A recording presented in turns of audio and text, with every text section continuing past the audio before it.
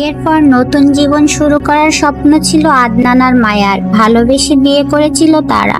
সংসারটা ছোট হলেও সুখে ভরা ছিল। শহরের ভাড়া বাসা ছেড়ে তারা চলে আসে আদনানের গ্রামের পুরনো বাড়িতে। বাড়িটা বহু বছর ধরে খালি পড়েছিল। প্রথম রাতে মায়ার অস্বস্তি শুরু হলো। রাত 3টার দিকে তার ঘুম ভেঙে যায়। চোখ খুলতেই দেখে বিছানার পাশে অন্ধকার কোণায় কেউ দাঁড়িয়ে আছে। মানুষের মতো অবয়ব, কিন্তু মুখ দেখা যাচ্ছে না।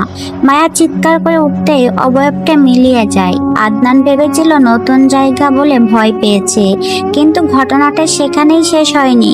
প্রতিদিন রাত 3টায় বাড়ির কোথাও না কোথাও অদ্ভুত শব্দ হতো। কখনো কারো হাঁটার শব্দ, কখনো ফিসফিসানি, কখনো আবার কান্না। একদিন গ্রামে এক বৃদ্ধা তাদের বাড়ির সামনে এসে বলল, তোমরা কি আশির নাম শুনেছ? তারা মাথা নাড়ল। বৃদ্ধা বলল, এই বাড়ির শেষ মালিক ছিল আশি।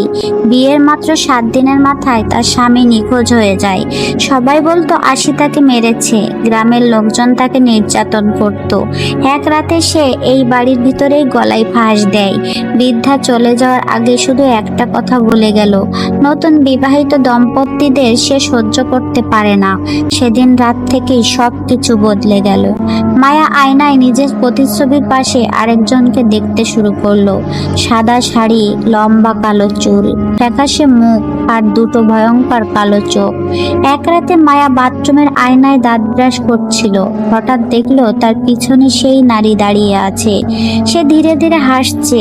মায়া পিছনে ফিরে তাকালো, কেউ নেই। আবার আয়নার দিকে তাকাতেই নারীটি তার কানের কাছে মুখ এনে ফিসফিস করে বলল, তোমার স্বামী আমার।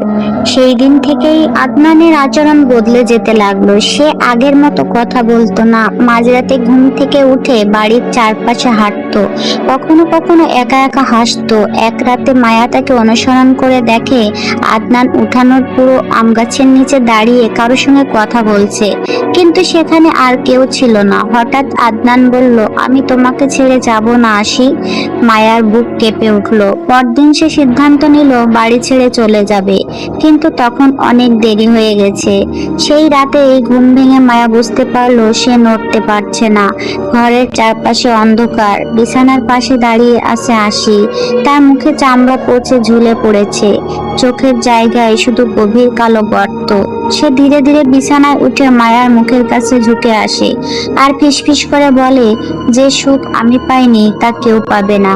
পরদিন সকালে গ্রামের লোকেরা বাড়ির ভিতরে থেকে মায়ার চিৎকার শুনে ছুটে আসে। ঘরের দরজা ভিতর থেকে বন্ধ ছিল।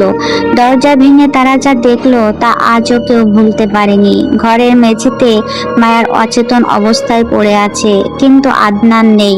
পুরো বাড়ি খুঁজেও তার কোনো সন্ধান পাওয়া গেল না। শুধু শোবার ঘরে দেয়ালে রক্ত দিয়ে লেখা ছিল, সে এখন আমার। বছর কেটে গেছে, বাড়িটা আবার পরিত্যক্ত হয়ে পড়েছে, কিন্তু গ্রামের লোকেরা এখনো বলে মাঝরাতে ওই বাড়ির পাশ দিয়ে গেলে একটি পুরুষ কণ্ঠ সাহায্যের জন্য চিৎকার করে, আর তার নাম সঙ্গে শোনা যায় এক নারীর খিলখিল হাসি। যদি কেউ শব্দ অনুসরণ করে বাড়ির কাছে যায়, তাহলে জানালার ভিতর দুজনকে দাঁড়িয়ে থাকতে দেখা যায়। একজন আদনান আর তার পাশে সাদা শাড়ি পরা আশি। তারা দুজনেই তাকিয়ে থাকে পরবর্তী শিকারের অপেক্ষায়।